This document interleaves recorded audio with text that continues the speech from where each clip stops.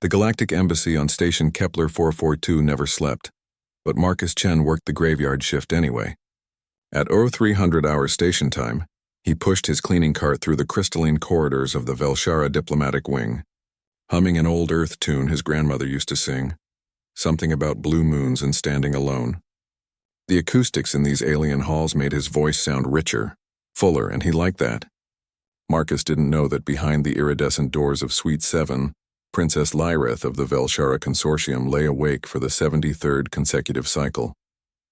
The Velshara were an ancient race, their civilization spanning 3 galaxies and 40,000 years. They had mastered quantum physics before humanity discovered fire. Their ships could fold space like origami, yet for all their advancement they shared one vulnerability with every sentient species in the known universe. They needed sleep.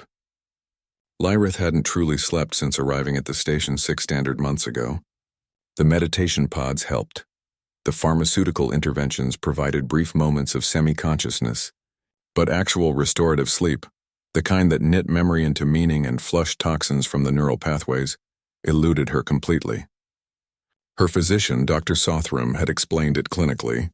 Your Highness, the stress of the peace negotiations, combined with being so far from our homeworld's electromagnetic resonance, has created a feedback loop in your limbic system. Your mind simply won't release you into deep sleep.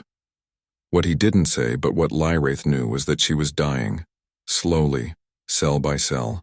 The Velshara could survive longer without sleep than most species, perhaps 90 cycles instead of 10, but the end was inevitable. Already her bioluminescent markings had dimmed to a sickly gray. Her thoughts moved through synaptic mud. The peace talks between the Velshara and the Catharic Empire couldn't wait for her to recover. 300 systems hung in the balance. If she failed, if she collapsed before securing the treaty, millions would die in the renewed conflict.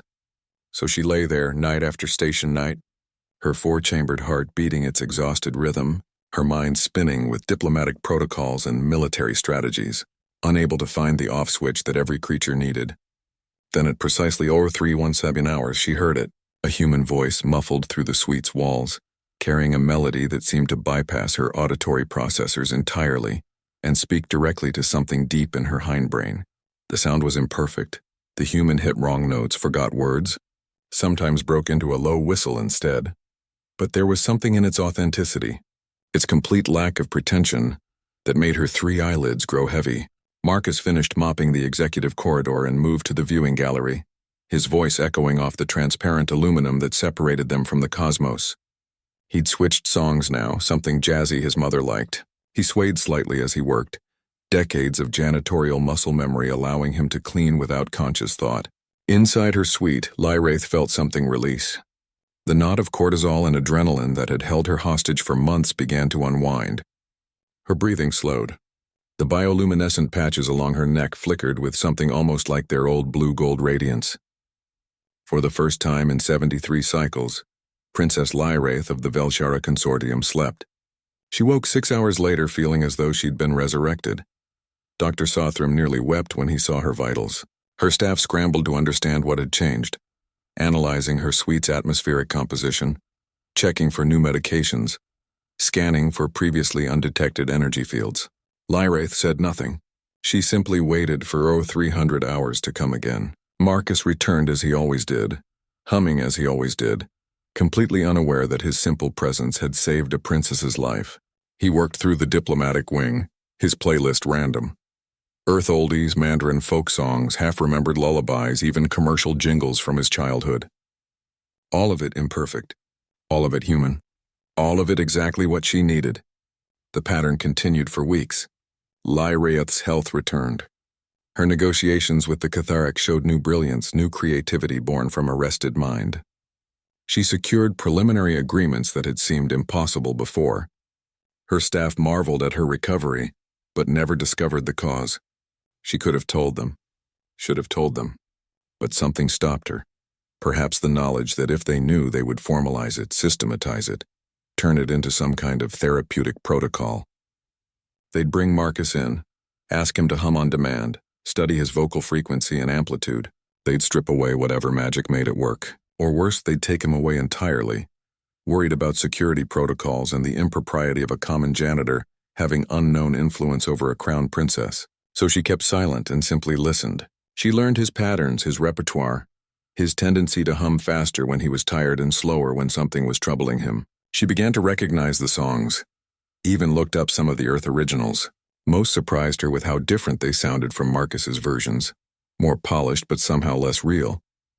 On the morning the Velshara-Catharak peace treaty was signed, preventing a war that would have consumed 300 star systems, Princess Lyraith stood before the assembled delegates and accepted their praise. She was radiant, her markings brilliant blue-gold, her 3 eyes clear and sharp. The human delegation attended the ceremony.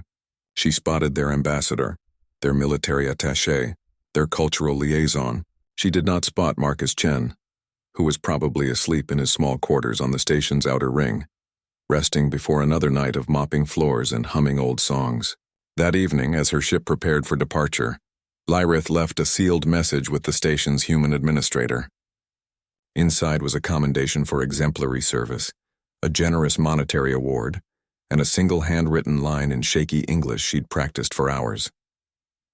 "Thank you for the music. You saved more than you know." Marcus Chen received the message 3 days later. He read it twice, shrugged, and figured maybe his cleaning had been particularly good lately. The money would help. His daughter's university fees were brutal. That night he returned to the diplomatic wing, now housing a delegation from Proxima Centauri, and began to mop. At precisely 0317 hours, he started humming again. Somewhere in the space between stars, Princess Lyraith smiled in her sleep.